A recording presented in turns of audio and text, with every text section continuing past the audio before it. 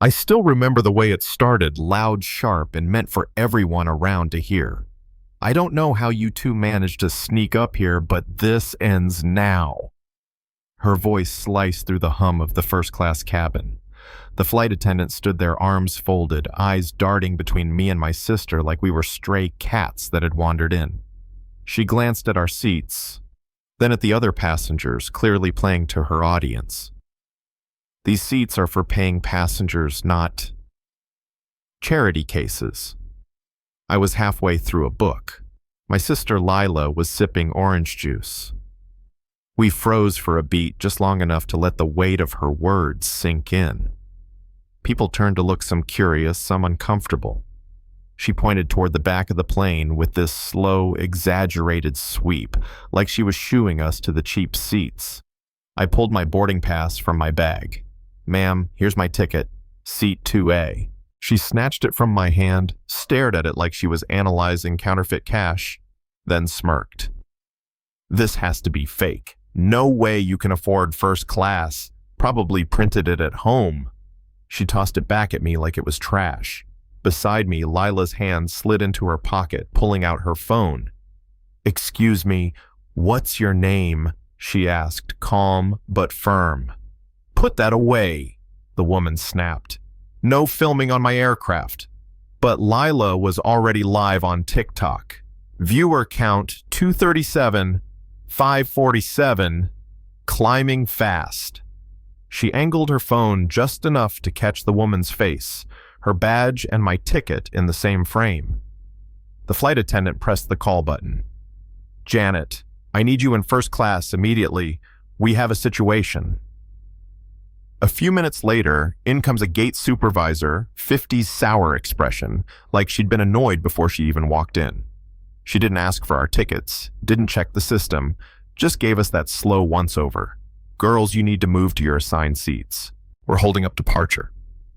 And then came the words that lit the fuse I already called airport security. A tall man with a badge and a "don't make me wait" face appeared at the door. "What's going on here? They're trespassing." Janet cut in before we could answer, refusing to move to their assigned seats. "Sir," I said, still holding my boarding pass, "would you like to check your computer system?" He didn't even look at it. "Ma'am, please step aside and let me handle this."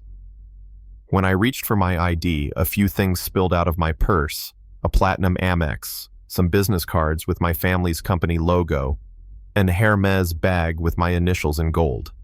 None of them noticed. They were too busy seeing what they wanted to see. Lila's stream hit 1,000 viewers. Comments were already rolling in.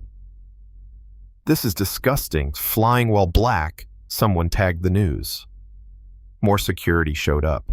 This one carried himself like he'd made up his mind before speaking. "Final warning," he said. "Move to coach or face arrest for trespassing." Lila kept streaming. "Dad always said this might happen," she whispered to me. I felt my phone buzzing once, twice again. "Dad."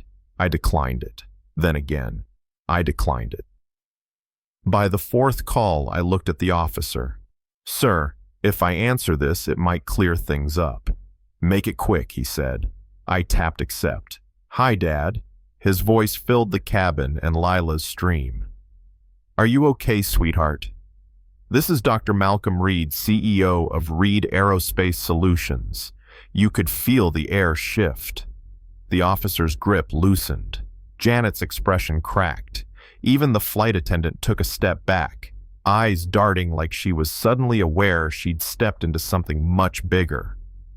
"Are you still on Northern Skies Flight 227 to Chicago?" Dad asked. "Yes, sir. In our assigned first-class seats, 2A and 2B, but the staff seems to question our tickets." "Put me on speaker." His tone was calm, but it carried the kind of weight that makes rooms go silent. "This is Dr. Malcolm Reed. My assistant booked those seats 3 weeks ago, confirmation number 4KQ29R. Paid $400 on our corporate Amex Black Card. Would you like the transaction details?" Lila's viewer count exploded, 8,000, then 10. Comments turned from outrage to recognition.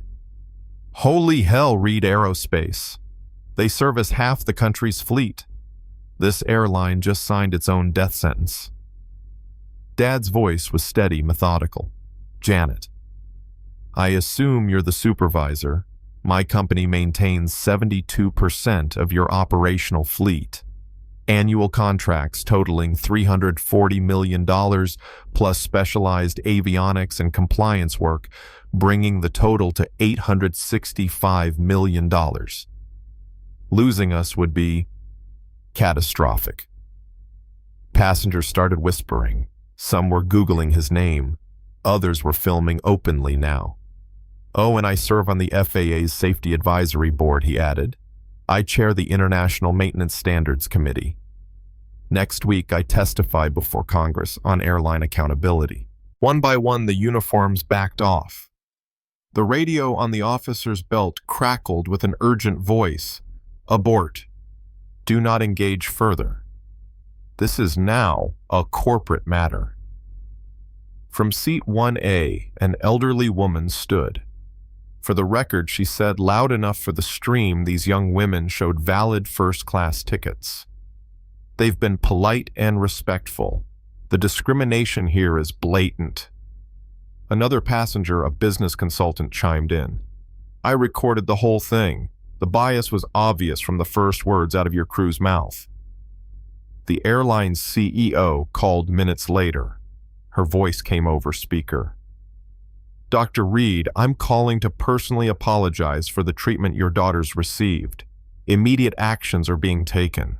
Right there on that plane, careers ended. The flight attendant terminated. The supervisor suspended pending investigation. Security officers reassigned and sent to mandatory bias training. But Dad didn't stop at apologies. If you want to make this right, he said, it starts with action.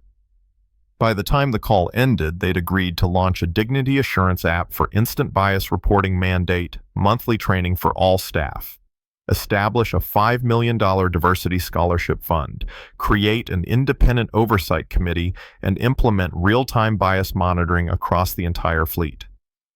Lila ended the stream at 38,000 live viewers, saying, "This is what accountability looks like, not just apologies, but real change."